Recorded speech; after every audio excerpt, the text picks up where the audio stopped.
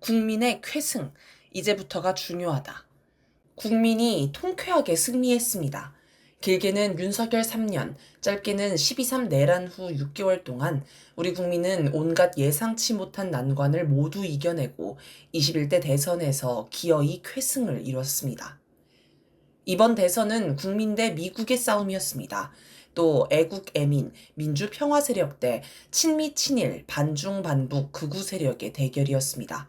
양쪽 다 사생결단의 자세로 싸웠습니다. 투표율이 28년 만에 가장 높게 나왔는데 이건 양측이 자기 역량을 최대치로 동원했다는 걸 말해줍니다. 미국의 총력전. 그동안 미국은 한국 정치에 깊숙이 개입하며 친미 친일 극우 세력을 배후해서 조종해왔습니다. 그런데 이번에는 이례적으로 직접 전면에 나서서 지휘하며 총력전을 펼쳤습니다. 너무 노골적이어서 미국의 내정 간섭을 모를 수가 없을 정도였습니다.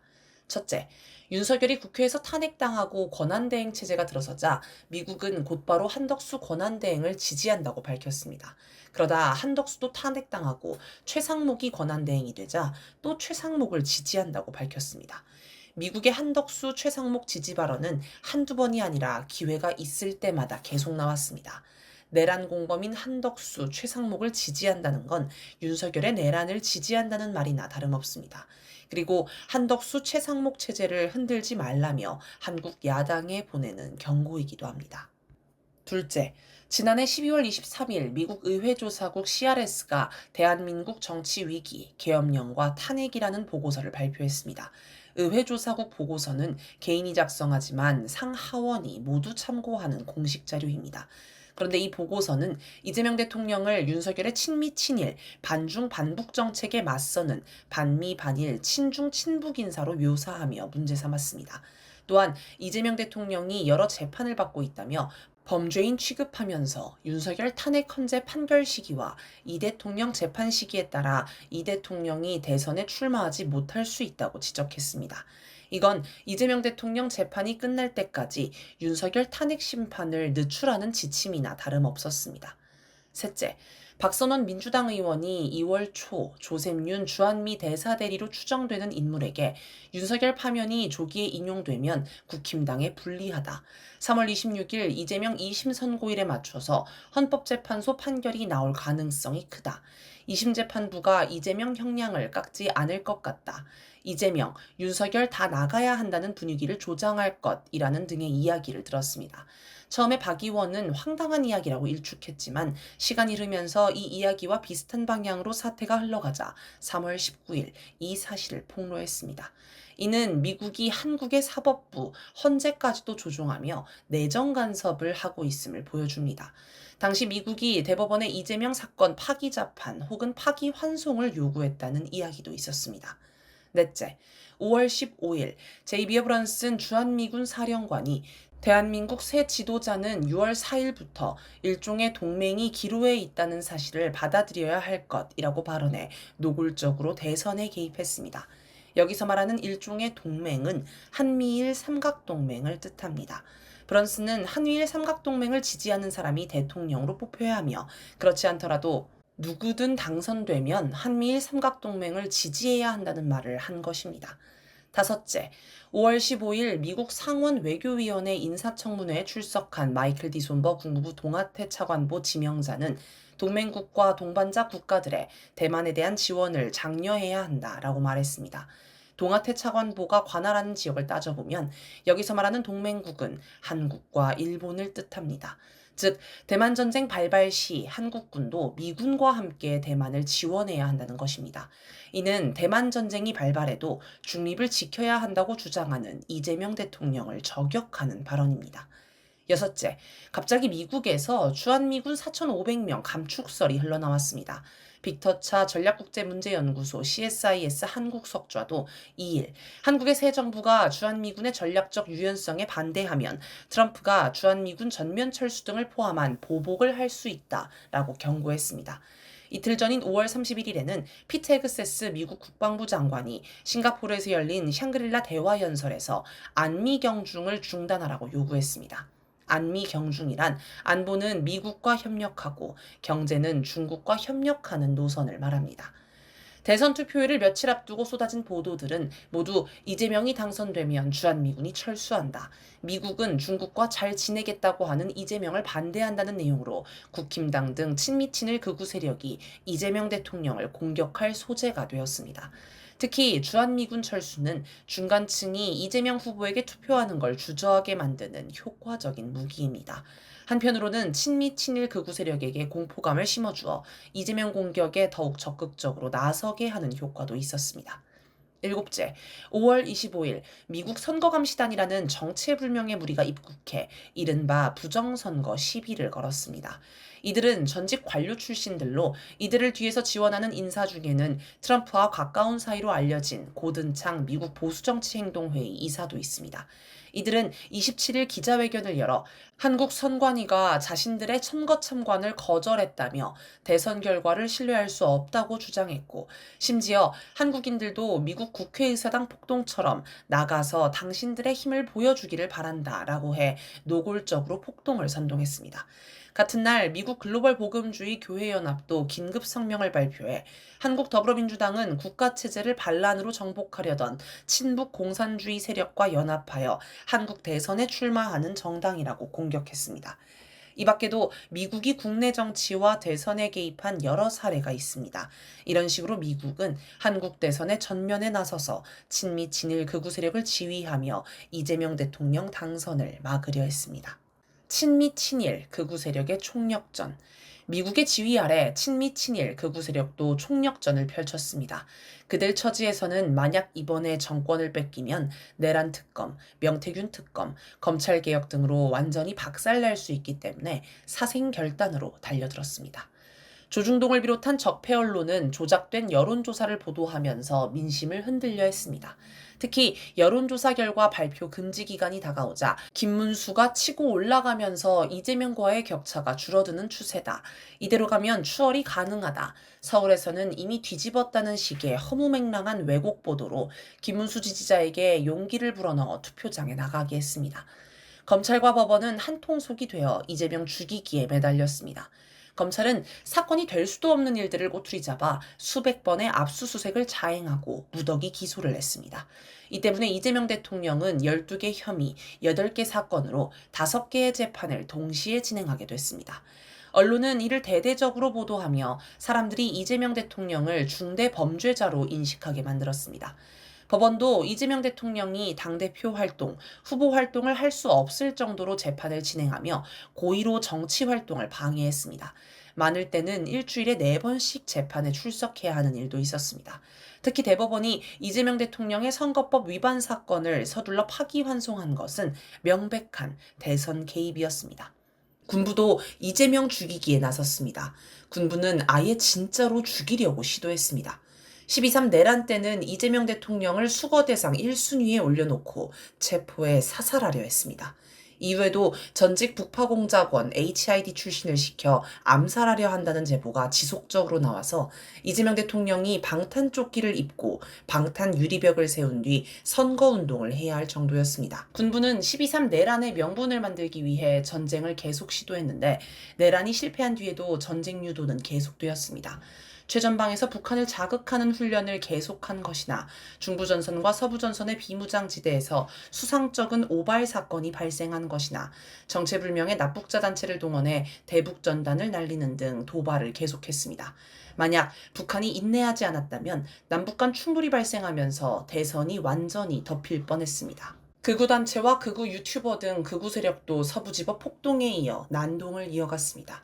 이들은 길거리에서 이재명 지지자나 선거운동원을 폭행하였고 사전투표 기간에는 선관위에서 선거 사무원을 폭행하고 투표하러 온 유권자를 위협하는 등 온갖 행패를 부렸습니다. 선거 막바지에는 극우단체인 리박스쿨이 댓글 부대를 운영한 사실이 폭로되었습니다.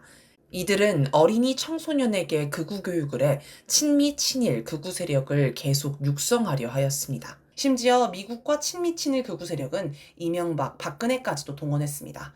모내기 때는 고양이 손도 빌린다더니 말 그대로 영혼까지 끌어모은 셈입니다. 선거를 앞두고 중국의 서해 구조물 문제와 서해 해상훈련 소식이 언론에 대대적으로 보도된 것도 의심스럽습니다. 해리 해리스 전 주한미국 대사는 5월 30일 제주 포럼에 와서 중국의 서해 구조물 설치를 두고 굉장히 심각한 상황이며 이를 심각하지 않다고 하는 것은 순진한 것이라고 강조했습니다. 반중 정서를 자극해 이재명 대통령에게 불리한 환경을 조성할 목적이었던 것으로 보입니다. 이처럼 친미 친일 극우 세력도 대선 승리를 위해 사활을 걸고 총력전을 펼쳤습니다. 국민의 총력전. 미국과 친미 친일 극우 세력의 총력전에 맞서 우리 국민은 자신의 모든 걸 내려놓고 싸웠으며 끝내 승리했습니다. 우리 국민의 투쟁은 윤석열이 집권하기 전부터 시작됐습니다. 윤석열이 헌법재판소에서 최종 의견 진술을 하면서 취임도 하지 않은 대통령 당선자를 상대로 선제 탄핵, 퇴진 운동을 벌이기 시작했다고 말했는데 실제로 윤석열이 당선인 신분이던 2022년 3월 26일 청계광장에서 윤석열 선제 탄핵을 외치며 1,500여 명의 시민이 촛불 집회에 참가했습니다. 2023년 10월 11일 서울 강서구청장 보궐선거에서 윤석열이 꽂아넣은 국힘당 후보를 묵사발로 만든 것도 우리 국민이었고 2024년 40총선에서 진보민주 개혁정당들을 188석으로 만든 것도 우리 국민이었습니다. 우리 국민은 2024년 6월 시작한 윤석열 탄핵 발의 국민동의 청원에 무려 143만 4,784명이 동의해 분노한 민심을 유감없이 보여주기도 했습니다. 궁지에 몰린 윤석열이 12.3 내란을 일으키자 곧바로 국회 앞에 모여 내란을 저지했고 국힘당의 방해로 국회에서 탄핵이 지연되자 대규모 촛불 집회로 국회를 압박했으며 헌재가 시간을 끌자 다시금 촛불을 들고 조속한 파면을 촉구하고 조희대 대법원이 이재명 대통령을 낙마시키려 하자 분노의 촛불을 든 것도 모두 우리 국민입니다. 이처럼 미국과 친미 친일 극우 세력이 수작을 부릴 때마다 우리 국민은 긴장의 끈을 놓지 않고 순발력 있게 대처해 투쟁으로 승리를 안아왔습니다. 윤석열이 헌재에서 무려 178회의 대통령 퇴진 탄핵 집회가 열렸다라고 한탄했는데 실제로 우리 국민은 그보다 더 많은 집회를 했습니다. 헌재의 파면을 촉구하는 집회에서는 기각이면 항쟁이다라는 구호도 나왔습니다. 정말 우리 국민은 항쟁을 벌일 각오로 투쟁했습니다. 전면전, 총력전, 결사전을 벌인 것입니다. 과거 김대중 노무현 대통령은 보수 세력과의 단일화를 통해 대선에서 이긴 면이 있는데 이번에는 오직 국민의 투쟁으로 이겼습니다. 그래서 더욱 통쾌하고 값진 승리입니다. 지금부터가 중요하다.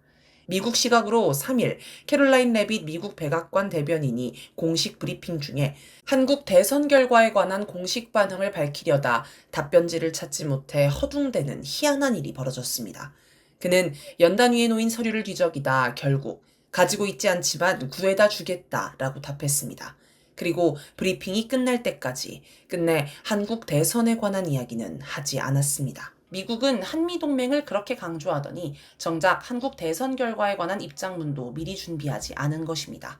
이건 미국이 이재명 대통령 당선을 굉장히 못마땅해 한다는 뜻입니다. 태미 브루스 국무부 대변인도 우리는 당선 인증을 기다리고 있다. 그 결과가 나오면 성명을 발표할 것이라고 했습니다. 이재명 대통령 당선이 확정되었음에도 마치 선관위의 당선증 교부 전에 무슨 변수라도 생기기를 기대하는 눈치였습니다. 미국의 이런 기괴하고 어색한 반응은 한국 대선이 자기들 뜻대로 안 됐으며 굉장히 마음에 안 들고 불쾌하기 때문에 나타나는 것으로 보입니다. 이런 미국이 이미 다 끝났으니 현실을 받아들이자고 마음을 고쳐먹을까요?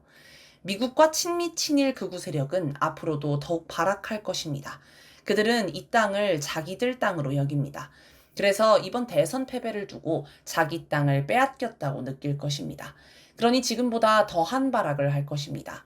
새 정부와 국민은 내란 청산, 국힘당 해산, 검찰 언론개혁, 김건희 명태균 특검 등을 속전속결로 추진할 건데 저들이 이걸 순순히 앉아서 당하지는 않을 것입니다. 대선이 끝나자 백악관 관계자가 연합뉴스의 서면 질의에 한미동맹은 철통같이 견고하다. 한국이 자유롭고 공정한 선거를 치렀지만 미국은 중국이 전 세계 민주주의 국가들에 간섭하고 영향력을 행사하는 것에 우려하고 반대한다 라고 답했습니다. 당선 축하를 해야 할 마당에 뜬금없는 중국 내정 간섭 얘기입니다. 이건 주한미국 대사관, 미국 중앙정보국 CIA 한국지부, 주한미군, 친미 친일 극우 세력이 총궐기해 친중 정권인 이재명 정권을 무너뜨리라는 지령을 내린 것입니다. 특히 미국이 대만을 이용해 중국과 전쟁을 한다거나 남북 간 군사적 충돌을 일으키는 등 외환 유치를 다시 시도할 수 있습니다. 우리 군의 평시작전 통제권은 대통령에게 있지만 전시에는 한미연합사령관, 주한미군 사령관에게 넘어갑니다. 그런데 평시 전시를 구분하는 기준인 데프콘, 방어준비태세를 조정하는 권한이 주한미군에게 있습니다. 그래서 미국이 이런저런 이유를 대며 데프콘 3를 발령하고 이재명 대통령에게서 작전 통제권을 빼앗아 손발을 묶은 뒤 외환 유치를 할 수 있습니다. 또 빅터 차 말처럼 주한미군 철수를 가지고 이재명 정부를 협박할 수도 있습니다. 그러면서 한미동맹이냐, 친중 친북이냐 양자택일을 하라고 강요하며 이재명 대통령을 궁지에 몰려고 할 것입니다. 모두 극단적인 방법이지만 이재명 정부를 무너뜨리고 한국의 기어이 친미 친일, 반중 반북, 극우 체제를 구축하기 위해 이런 일까지도 할 자들입니다. 12.3 내란 이후 우리는 설마라는 말을 더 이상 쓸 수 없게 됐습니다. 이걸 저지하고 자주민주 통일을 실현할 힘은 오직 국민에게 있습니다. 그래서 국민의 총력투쟁, 단결투쟁이 유지되어야 합니다. 가장 중요한 문제는 국민이 이재명 대통령에게 모든 것을 맡기고 일상으로 돌아가면 안 된다는 점입니다. 그렇게 되면 모든 것이 허물어질 수 있습니다. 국민이 일상으로 돌아가면 이재명 대통령은 미국에 놀아나고 너덜너덜해질 것입니다. 노무현 전 대통령도 취임 전에는 주한미군 장갑차에 의한 여중생 압사 사건 때문에 폭발한 대규모 촛불 집회를 지지하며 미국에 할 말은 하는 대통령이 되겠다고 했지만 취임 후 광장에 사람들이 빠지고 미국이 길들이기를 시작하자 순식간에 무릎을 꿇었습니다. 노무현 전 대통령이 첫 미국 방문을 했을 때 미국이 경호원들을 모두 억류하고 노무현 전 대통령을 10분간 고립시킨 사건이 있었습니다. 미국은 이런 식으로 한국 대통령을 길들이기 위해 무슨 짓이든 하는 나라입니다. 노무현 정부는 미국의 요구에 따라 이라크 파병을 하고 한미 자유무역 협정도 체결했으며 임기 후반에는 적폐 세력과 대연정을 추진했는데 이 과정에서 국민의 지지도 사라져 결국 몰락했습니다. 사실 이재명 대통령은 힘이 없습니다. 군부도 검찰도 언론도 어느 누구도 이재명 대통령 편이 아닙니다. 이재명 대통령이 지금까지 정치를 해온 과정도 보면 오로지 국민들의 힘으로 살아남았고 승리해왔습니다. 지금부터가 중요합니다. 미국과 친미 친일 극우 세력에 맞서서 총력투쟁, 단결투쟁을 해야 합니다. 지치지 않고 광장을 지켜야 합니다.